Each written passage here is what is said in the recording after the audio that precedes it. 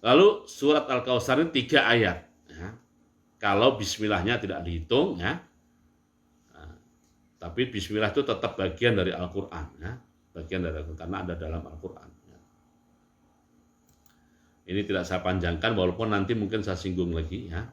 Kalau ada waktunya cukup, nanti di akhir sesi saya singgung lagi. Ya, insya Allah. Kita langsung masuk ke ayatnya. Inna a'tainaka al-kautsar fasholli li rabbika wanhar inna syani'aka huwal abtar.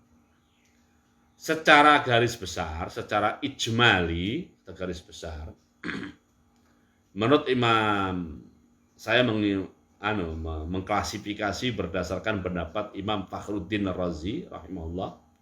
Imam Fakhruddin Ar-Razi rahimahullah, ya, dalam kitabnya Mafatihul Ghaib atau At-Tafsir Al-Kabir, ya.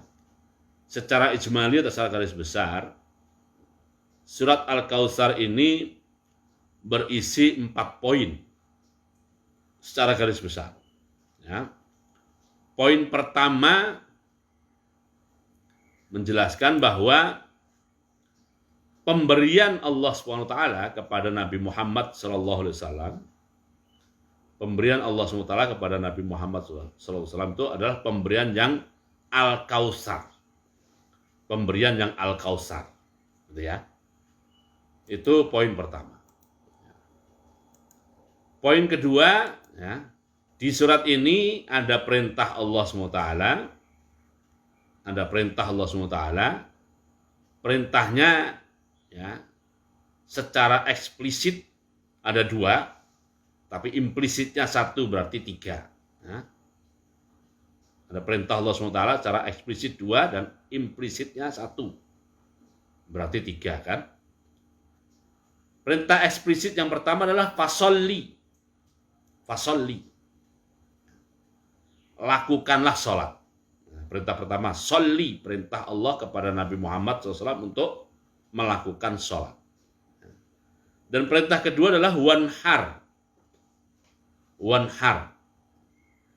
Lakukanlah penyembelihan kurban.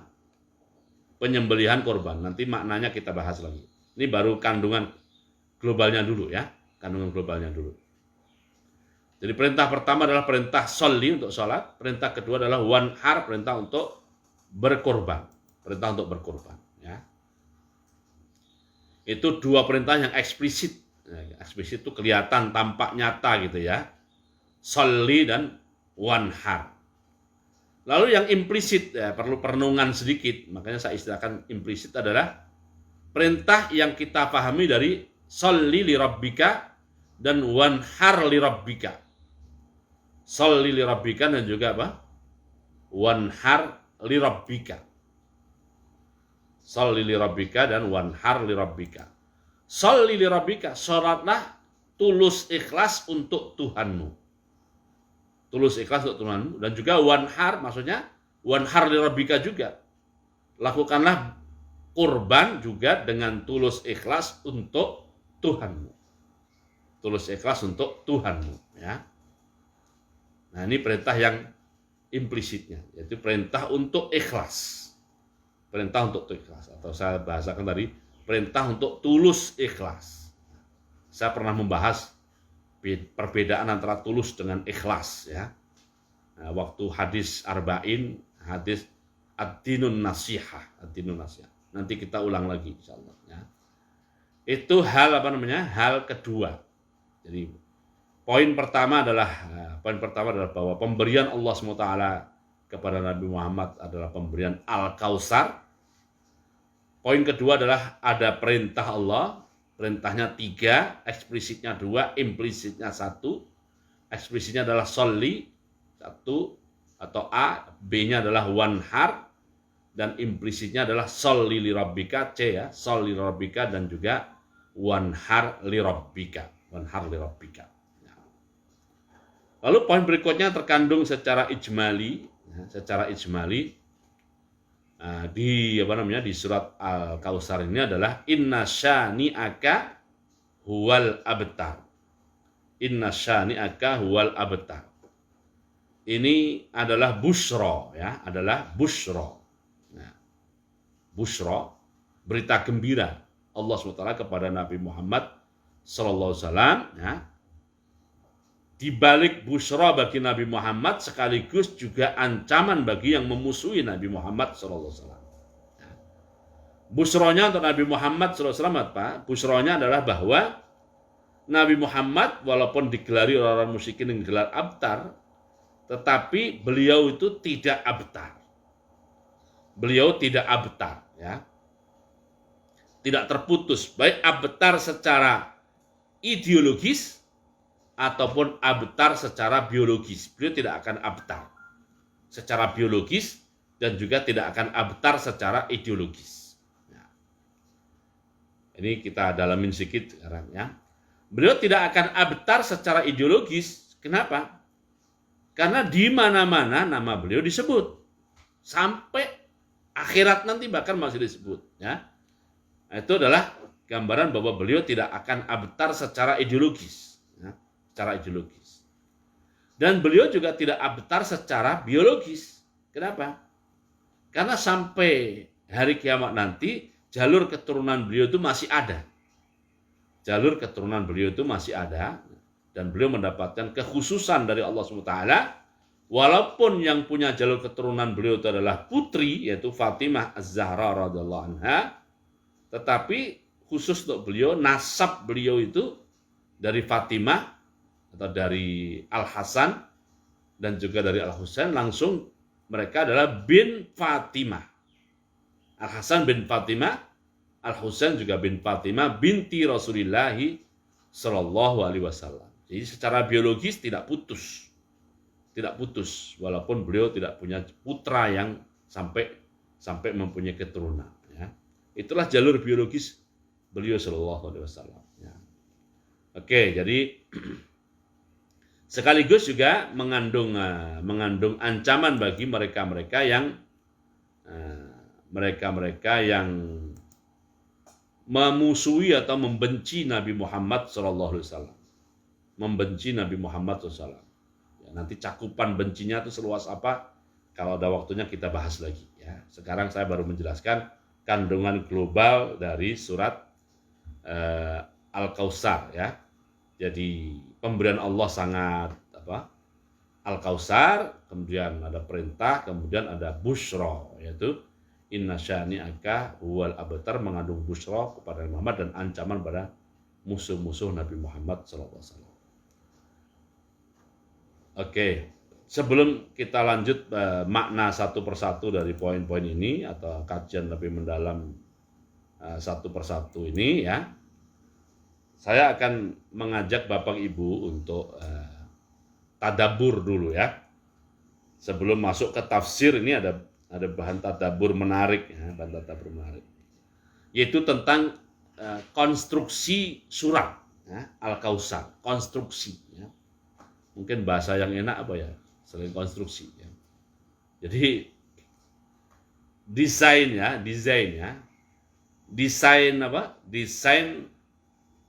muatan surat Al-Kautsar ini itu menarik untuk ditadaburi Bapak Ibu, ya. Dan ini saya kasih pengalaman saya, ya. Semoga Bapak Ibu nanti juga bisa menggunakan pengalaman ini untuk mentadaburi surat-surat Al-Quran yang lain, ya.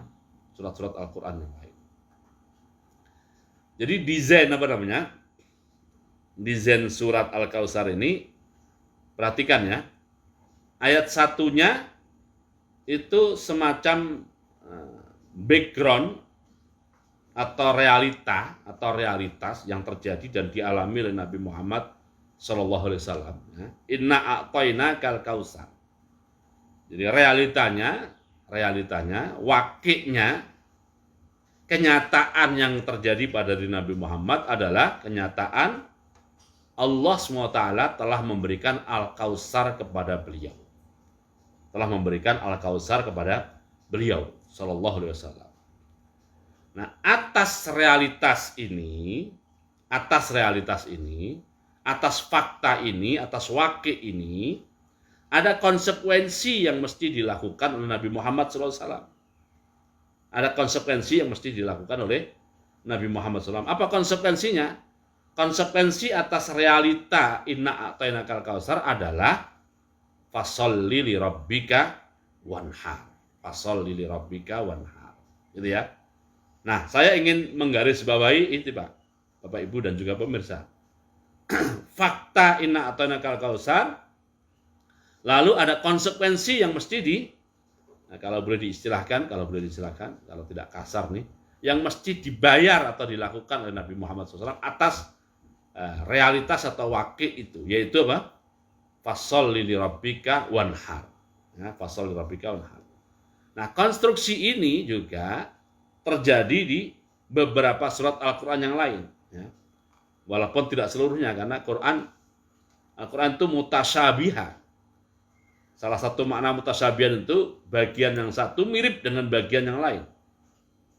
Bagian yang satu mirip dengan bagian yang lain. Nah, di antara bentuk kemiripan-kemiripan itu adalah termasuk kemiripan dalam hal konstruksi ini.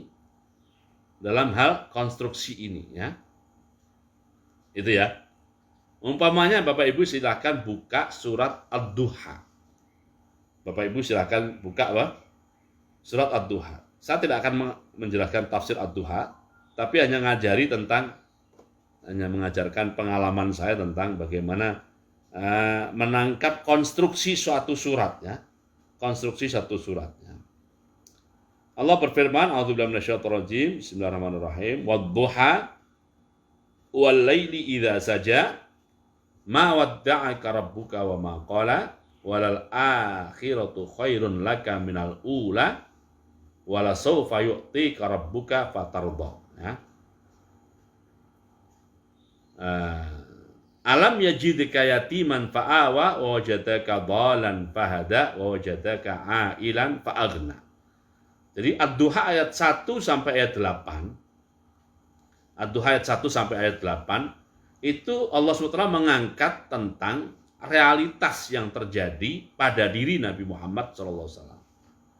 Atau lebih tepatnya bukan 1 sampai 8, lebih tepatnya itu adalah ayat 3 sampai ayat 8. Ayat 3 sampai 8 itu berbicara tentang realitas yang terjadi pada diri Nabi Muhammad SAW, yaitu ma wadda'aka rabbuka wa ma qala walal akhiratu khairun laka minal ula walau sawfa yu'tika rabbuka fatardha alam yajidka yatiman fa'awa wa wajadaka dhalan fahada wa wajadaka ailan fa'aghna. Itulah realitas yang terjadi pada diri Nabi Muhammad SAW. Nah, atas realitas itu ada konsekuensi yang mesti dilakukan, yang merupakan taujih Allah kepada Nabi Muhammad SAW. Arahan Allah SWT kepada Nabi Muhammad. Apa taujihnya yang menjadi konsekuensi? Yaitu fa'ammal yatima fala taqhar wa ammas sa'ila fala tanhar wa amma bi ni'mati rabbika fahaddits, ya. Ada 3 poin konsekuensi, ya. 3 poin konsekuensi, ya. Oke. Dan realitas yang terjadi pada Nabi Muhammad serta konsekuensinya, jadi realitasnya itu ayat 3 sampai 8, konsekuensinya adalah ayat 9, 10, 11. Nah, atas realitas dan konsekuensi itu Allah memulainya dengan 2 kali bersumpah, yaitu wadduha dan walaili idza saja, ya. Nah, saya ingin tadi mengajak Bapak Ibu untuk menjadikan pengalaman saya itu sebagai Bapak Ibu boleh juga menjadikan pengalaman saya sebagai bahan tadabbur, ya, tapi tadabbur garis besar saja, nggak masuk ke detail-detail, yaitu terkait dengan konstruksi satu surat. Begitu juga yang terjadi di surat Asy-Syarah atau surat Al-Insyirah, ya, surat setelah Ad-Duha, ya. Bismillahirrahmanirrahim. Alam nashrah laka sadrak, itu realitas yang terjadi pada Nabi Muhammad. Wa wada'na anka wizrak alladzi anqadha dhahrak wa rafa'na laka dzikrak, ya. Nah, konsekuensinya bukan fa inna ma'al usri yusra, bukan, inna ma'al usri bukan, ya. Tapi konsekuensinya ada pada fa idza faraghta fansab wa ila rabbika farghab. Nah, konsekuensinya dari situ. Tapi antara realitas dengan konsekuensinya itu disela oleh kaidah yang Allah berikan kepada Nabi Muhammad SAW, kaidah yang terjadi di alam semesta ini, kaidah atau sunnah, ya, sunnah yang Allah tetapkan di alam semesta itu. Apa itu sunnahnya? Sunnahnya adalah fa inna ma'al usri yusra, inna ma'al usri yusra. Ya.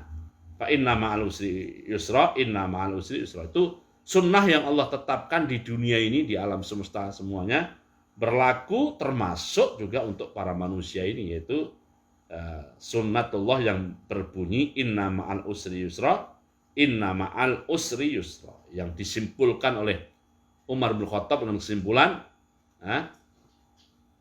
lan yagliba usrun yusraini, ya. Lan yagliba usrun yusraini, bahwa satu kesulitan tidak akan mengalahkan satu kesulitan yang merupakan cobaan dari Allah SWT, tidak akan mengalahkan fasilitas Allah, yaitu berupa dua kemudahan. Yaitu berupa dua kemudahan. Jadi setiap kali kita bertemu dengan kesulitan, kita ingat itu cobaan dari Allah, dan Allah kasih fasilitas dua kemudahan. Nah, ini saya tidak masuk ke dalam tafsirnya, tapi hanya menyampaikan tentang konstruksi surat ini, ya. Nah, Al-Kautsar juga begitu konstruksinya, ya. Nah, walaupun setiap surat Al-Quran masing-masing itu punya jati diri yang berbeda dengan surat lainnya. Ini istilah para pengkaji Al-Quran itu, setiap surat mempunyai saksiyahnya sendiri-sendiri. Mempunyai apa? Saksiyahnya sendiri-sendiri. Tadi surat Ad-Duha, ternyata walaupun ada konstruksi yang sama dengan Al-Kautsar, tapi perbedaannya diawali dengan sumpah, gitu ya. Lalu Alam Nasrah, ya, konstruksinya mirip dengan Al-Kautsar dan mirip dengan Ad-Duha. Perbedaannya di tengah-tengahnya ada diselipkan kaidah sunnatullah, yaitu inna ma'al usri yusra, inna ma'al usri yusra, ya kan? Nah, itu namanya syakhsiyatus surah, ya. Setiap surat itu mempunyai jati dirinya atau kesendiriannya itu, ya, kekhasannya itu. Setiap surat masing-masing punya kekhasannya yang tidak terjadi pada hari, walaupun ada kemiripan-kemiripan di berbagai yang lain, karena Quran itu adalah mutasyabihan, di mana salah satu makna mutasyabih adalah ada kemiripan-kemiripan dengan yang lainnya. Oke, ini tentang konstruksi, ya. Kita sekarang masuk tentang tafsir, ya. Al-Kautsar, terkait dengan Al-Kautsar yang merupakan poin pertama kandungan surat Al-Kautsar. Apa itu Al-Kautsar? Imam Jalaluddin Al-Mahalli rahimahullah, ya, menyuguhkan kepada kita tentang ada dua penafsiran, atau bahkan bisa tiga penafsiran, ya. Dua atau tiga penafsiran. Ya, kalau dua maka nahrun fil jannah ini wa hauduhu taridu alaihi ummatuhu, itu satu penafsiran, dihitung satu, bisa juga dihitung dua, gitu, ya. Dan satu penafsiran lagi adalah au al-kautsar al-khairul kasir, ya. Oke, itu dua penafsiran atau tiga penafsiran yang disebutkan oleh Imam Jalaluddin Al-Mahalli. Al-Kautsar yang ditafsirkan dengan nahrun fil jannah huwa hauduhu taridu alaihi ummatuhu, itu adalah penafsiran yang dikemukakan oleh Imam Jalaluddin Al-Mahalli berdasarkan banyak hadis. Berdasarkan apa? Banyak hadis, bahkan para ulama menilainya sebagai hadis mutawatir. Jadi ada hadis mutawatir yang menjelaskan bahwa yang dimaksud dengan Al-Kautsar adalah sungai yang ada di surga. Sungai yang ada di surga, yang sekaligus di hadis-hadis itu juga ada penjelasan, mencakup juga adalah telaga Nabi Muhammad SAW yang ada di mahsyar. Yang ada di mahsyar sebelum orang berurusan dengan surga dan neraka. Jadi itu kalau digabungkan satu penafsiran, kalau dibikin dua penafsiran, ya berdasarkan hadis mutawatir, ya, kandungan hadis mutawatir itu menjelaskan bahwa Al-Kautsar mempunyai dua pengertian. Pengertian satu adalah sungai yang ada di surga. Pengertian dua, Kautsar itu adalah telaga yang ada di mahsyar. Telaga yang ada di mahsyar, gitu ya. Kalau digabung, sungai yang ada di surga, yang dari sungai itu nanti ya sebagian alirannya itu akan masuk mengisi telaga yang ada di mahsyar. Masuk mengisi telaga yang ada di mahsyar. Artinya walaupun manusia atau seluruh makhluk belum berurusan dengan surga dan neraka, tapi umat Nabi Muhammad SAW nanti akan bertemu dengan telaga yang airnya berasal dari sungai yang ada di surga. Jadi kembali lagi, ada hadis mutawatir sangat banyak sekali ya. Di antaranya diriwayatkan oleh Imam Muslim bahwa Al-Kautsar adalah nama sungai yang ada di surga, yang di antara isi sungai yang mengalir di surga itu nanti akan mengisi telaga Nabi Muhammad SAW yang ada di mahsyar. Yang ada di mahsyar. Oke, saya jelaskan dulu mahsyar ya, singkat. Bagi yang sudah ikut pengajian Usuluddin, ini pernah kita bahas tentang masalah telaga ini ya. Tapi singkat saja, karena sekarang pelajarannya tafsir, bahwa saat manusia nanti dibangkitkan dari setelah kiamat, dari kematian mereka atau dari tidur mereka di alam kuburnya, dari alam kuburnya dibangkitkan, semuanya nanti akan dikumpulkan di satu tempat, kumpul satu tempat. Tempat kumpul itu bahasa Arabnya mahsyar. Tempat kumpul itu bahasa Arabnya mahsyar. Saat manusia dikumpulkan di situ, ya, ini bukan alam dunia, ini alam setelah kiamat. Ya. Bahasa surat Ibrahimnya adalah yauma tubaddalul ardu ghairal ardi was samawat. Ya. Jadi bumi yang mereka pijak bukanlah bumi yang mereka pijak waktu di dunia. Ini sudah berubah, tubaddal sudah. Langit yang mereka saksikan juga bukan langit yang mereka kenal waktu mereka di dunia. Yauma tubaddalul ardu ghairal ardi was samawat, di akhir surat Ibrahim ya. Nah, di sana semuanya berkumpul ya. Semuanya dalam keadaan terik, semuanya dalam keadaan haus, semuanya dalam keadaan dahaga, semuanya dalam keadaan menderita. Hanya saja tingkat haus, tingkat dahaga, tingkat terik dan panasnya, dan tingkat deritanya berbeda dari antara satu orang dengan orang yang lainnya, bergantung dengan amal mereka masing-masing waktu di dunia. Tapi yang paling utama itu adalah mereka sangat haus dan sangat kepanasan. Haus dan kepanasan. Sedangkan pada waktu itu Allah sangat murka kepada mereka. Nah, namanya haus, ya, ini bukan di dunia, bukan di rumah, ini bukan bangun tidur kita ini. Yang kalau kita haus bisa mencari air lalu minum, ya kan? Yang kalau panas kita bisa, mungkin yang punya AC bisa menyalakan AC, atau kalau tidak ada AC di depan rumahnya ada pohon, berteduh di bawah pohon. Nah, ini lain ini. Ini ghairul ardi dan ghairus samawat yang selama ini kita ketahui. Karena sangat haus dan sangat panas, maka yang paling diperlukan oleh mereka di sana adalah naungan untuk berteduh dan air untuk minum. Nah, tidak semua orang akan mendapatkan naungan, hanya orang-orang dengan kriteria tertentu yang akan mendapatkan naungan. Yauma la dhilla illa dhilluhu. Ada 7 tipe manusia, di antaranya 7 ya, yang akan mendapatkan naungan itu ya. Nah, hadis itu, tapi itu pelajaran lain ya. Kemudian juga mereka sangat haus. Nah, karena sangat haus, kemudian Allah SWT ya, memberikan kepada Nabi Muhammad SAW namanya telaga, yang air telaga itu diisi dari sungai Al-Kautsar yang ada di surga. Airnya itu sangat bening, sangat jernih, sangat bening, ya, aromanya juga sangat enak, rasanya juga sangat haus, dan siapapun yang minum dari air itu dia tidak akan merasakan haus selamanya. Nah, semua nabi dan rasul masing-masing mereka mempunyai telaga. Masing-masing mereka mempunyai telaga.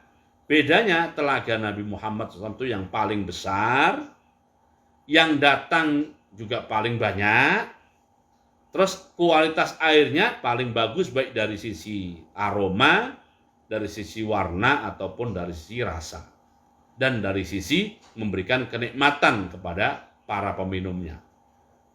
Itu telaga Nabi Muhammad.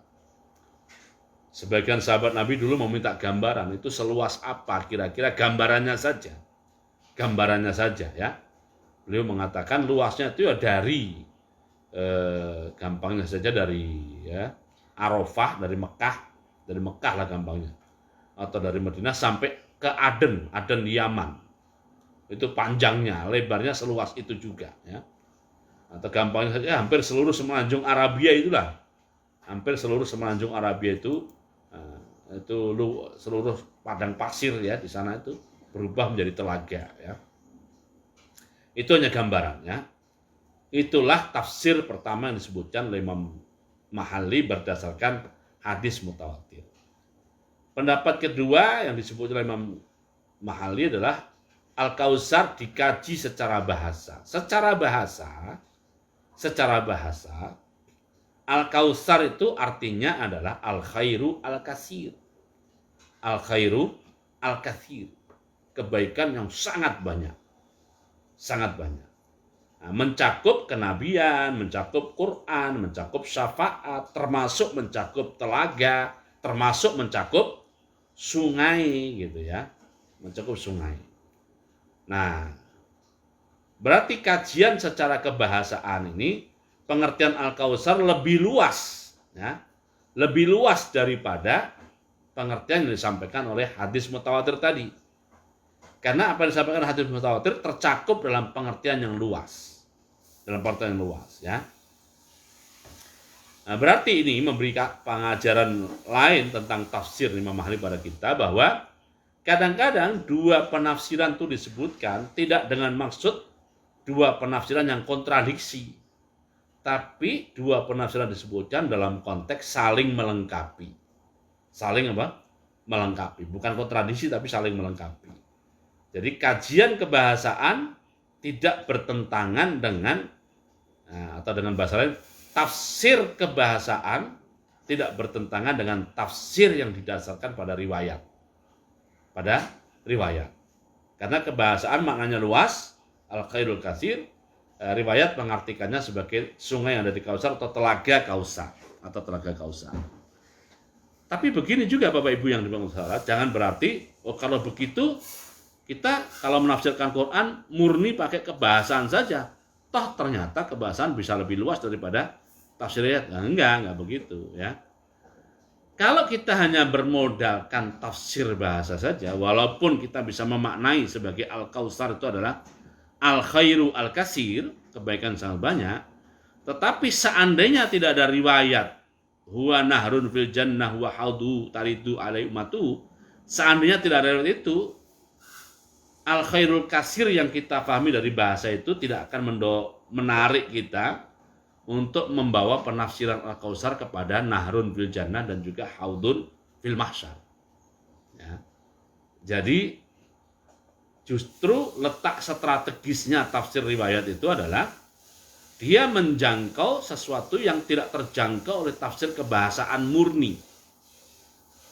Tafsir kebahasaan secara apa? Murni. Kalau mau diperluas lagi, tafsir riwayat itu akan menjangkau kawasan yang logika saja manusia tidak akan mampu menjangkaunya. Akal saja tidak akan mampu menjangkaunya. Itulah keunggulan tafsir riwayat. Oleh karena itu, ya, justru tafsir riwayat itu menempati urutan urgensi nomor 1. Dari urgensi nomor 1 itu, ya, nomor 1 itu setelah kita pahami, nah, kita lalu gunakan tafsir lain, tafsir akli atau tafsir lughawi kebahasaan. Di antaranya kita bisa mendapati Al-Kautsar maknanya adalah al-khairul katsir, maka ya al-khairul katsir itu lalu kita sinkronkan itu langsung dengan tafsir riwayat karena tidak bertentangan gitu ya. Karena tidak bertentangan. Ini pelajaran tentang ilmu tafsir Bapak Ibu ya. Jadi ada dua pendapat tentang makna Kautsar, satu berdasarkan riwayat, satu berdasarkan kebahasaan. Tetapi kebahasaan ini dan riwayat tidak bertentangan, maka Maka ya, apa yang disebutkan oleh riwayat itu merupakan bagian yang tercakup oleh tafsir bahasa, tapi bagian ini menjadi sangat penting karena seandainya tidak ada riwayat, bahasa itu tidak akan mengantarkan kita untuk memahami sampai ke sana. Oke, itu pengertian Al-Kautsar. Yang berikutnya ya adalah tentang sholli li rabbika wanhar ya. Saya mulai dari wanhar dulu ya, wanhar dulu. Asal muasal wanhar itu dari kata nun ha'ra naharo. Naharo itu adalah lokasi atau posisi ya. Posisi di sini nih, posisi yang tempat kalau binatang tuh posisi tempat disembelihnya binatang. Itu naharo ya, naharo. Karenanya dalam bahasa Arab orang yang bunuh diri itu disebut intihar. Intihar ya. Biasanya yang lazim orang bunuh diri itu dengan cara mengikatkan tali di leher sini lalu menggantung diri.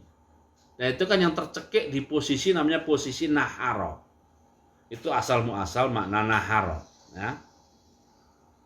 Makanya wanhar dimaknai berkorban karena korban itu wujud dan bentuknya adalah menyembelih binatang dan posisi penyembelihannya itu di seputaran leher sini. Nah, itu lokasi penyembelihan itu namanya posisi nahar. Nah, posisi nahar ya. Itu ya. Itu asal muasal makna wanhar itu begitu. Nah, lebih spesifik lagi nahar itu adalah teknik, asal muasal kata nahar itu adalah teknik menyembelih unta ya. Jadi Bapak Ibu yang dimuliakan Allah SWT, unta itu tidak disembelih dalam arti dia digeletakin gitu ya, terus dipegang kepalanya lalu digorok begitu, bukan begitu teknik menyembelih unta ya. Teknik menyembelih unta itu adalah posisi unta masih berdiri, posisi unta masih berdiri ya. Nah, lalu orang tuh memegang pisau yang sangat tajam, bisa belati, pokoknya pisau alat penyembelih tajam. Nah, itu leher unta kan panjang tuh ya, Bapak Ibu ya, panjang.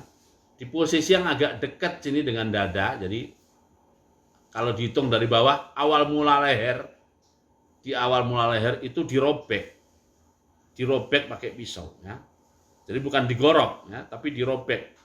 Pisau sangat tajam, ditusuk gitu, tusuk langsung ditarik sehingga robek. Nah, dari situlah darah mengucur ya. Nah, teknik itu namanya teknik nahar. Teknik itu namanya teknik nahar. Ya intinya berkorban, makanya ditafsirkan adalah wanhar nusukaka ya. Nusuk itu kurban, nusuk itu kurban ya. Bukan ibadah dalam arti luas. Nusuk itu ibadah yang berupa kurban. Oke. Fasholli li rabbika wanhar ya. Oke, dan sholli ditafsirkan oleh Imam Mahali dengan istilah salat Idil Nahri atau salat Idil Adha. Salat Idil Nahri atau salat Idul Adha ya. Ada yang bertanya ini, kenapa biasanya kalau perintah salat itu kan wa aqimus shalah? Wa aqimus shalah, kenapa di sini nggak pakai wa aqimu tapi langsung kosakata sholli ya? Ya di beberapa ayat tidak semuanya aqimus shalah ya. Ada kalimat-kalimat sholah juga ada ya. Jadi nggak masalah lah ya, nggak masalah. Kalau perintahnya aqimu itu konteksnya adalah bahwa penegakan sholat itu harus memperhatikan syarat rukun dan adab-adabnya, konteksnya ke sana ya. Alladzina yuqimunas shalah ya. Kalau sholli langsung kosakata sholat itu ya Allah SWT ingin menekankan tentang pelaksanaan ya. Nama ibadahnya sendiri namanya sholat gitu. Nama ibadahnya sendiri namanya sholat gitu ya. Enggak masalah itu, enggak masalah ya. Oke ya. Inna syani'aka, syani'a itu begitu orang yang membenci atau tidak suka. Al-abtar al-munqatib an kulli khairin, ada dua penafsiran al-abtar tadi. al-munqati an kulli khairin dan al-munqati'u al-aqib. Ya. Tadi sudah kita jelaskan tentang putus ya, secara biologi, secara ideologis dan putus secara ideologi. Allah kasih busra Nabi Muhammad tidak akan putus secara biologis dan juga tidak akan putus secara ideologis. Ya, karena di mana-mana nama beliau disebut ya. Jadi apa tambahan yang saya janjikan tadi, cukup waktu. Jadi dulu Genghis Khan dan anak cucunya setelah berhasil menguasai hampir separuh dunia pada waktu itu ya, hampir menguasai separuh dunia, tiba-tiba ini riwayatnya berbeda, ada yang mengatakan Genghis Khan sendiri, ada yang mengatakan Hulagu Khan cucunya yang menaklukkan Baghdad itu ya. Itu kelihatan termurung dan berduka. Dan berduka. Maka anak buahnya mendekat dan mengatakan, kenapa Tuan berduka? Bukakan Tuan sekarang telah menjadi raja di raja. Di mana tidak ada raja di dunia kecuali telah Tuan tundukkan dan dia menjadi rakyatnya Tuan. Berarti Tuan adalah raja di raja. Yang bahasa Persianya Shahin Shah, ya. Shahin Shah, ya. Raja di raja, gitu ya. Sampai-sampai di kitab Riyadhus Shalihin, ya, itu Riyadhus Shalihin itu ada judul ya, dilarang kita memberikan gelar pada orang dengan gelaran Shahin Shah atau raja di raja, nggak boleh ya. Oke, tapi waktu itu begitu. Dia termurung dia, lalu ada yang mengatakan, kenapa Tuan termurung, berduka? Bukankah Tuan sekarang telah menjadi raja di raja yang harus disambut dengan gembira? Nah, dia mengatakan, itu dia. Saya merasa begitu tadinya. Tapi ada peristiwa yang membuat saya merenung. Kenapa? Orang semua di mana-mana memang menyebut nama saya. Tapi sebagian besar sebutan mereka tuh konteksnya mencela dan mencaci. Mencela, mencaci, bahkan melaknat. Sedangkan ada orang, saya sudah tidak bisa ketemu dia. Karena menurut informasinya sudah ratusan tahun yang lalu dia meninggal dunia. Tapi semua orang masih menyebut namanya. Dengan sebutan pengagungan. Maka abunya bertanya, siapa itu? Kata dia Muhammad. Ya, namanya Muhammad. Di mana disebut? Yaitu disebutnya pada waktu azan. Di mana-mana kan masih berkumandang azan. Saat berkumandang azan, nama Nabi Muhammad disebut. Itulah dia yang sebenarnya raja di raja itu. Ya. Dan jadi dia hanya tidak menggarisbawahi kalimat Allah, dia menggarisbawahi Nabi Muhammad SAW itu. Ya. Nah itu cerita tentang ini, ya. Cerita tentang ini menggambarkan bahwa Nabi Muhammad bukan saja tidak terputus secara ideologis dan secara biologis, bahkan namanya pun juga tidak terputus dari sebutan orang, ya. Tidak terputus dari sebutan orang. Orang semuanya menyebut nama beliau dan bersolawat untuk beliau. Allahumma sholli ala Sayyidina Muhammad. Allahumma sholli ala Sayyidina Muhammad. Ya. Kita akhiri pertemuan kita pada pagi hari ini dengan bersama membaca doa penutup majelis dan surat Al-Asri. Subhanakallahumma bihamdika asyhadu an la ilaha illa anta astaghfiruka wa atubu ilaik. A'udzubillahi minasyaitonir rajim. Bismillahirrahmanirrahim. Wal asri innal insana lafi khusr illa alladziina amanu wa 'amilus shalihat wa tawashaw bil haqqi wa tawashaw bis sabr. Assalamualaikum warahmatullahi wabarakatuh.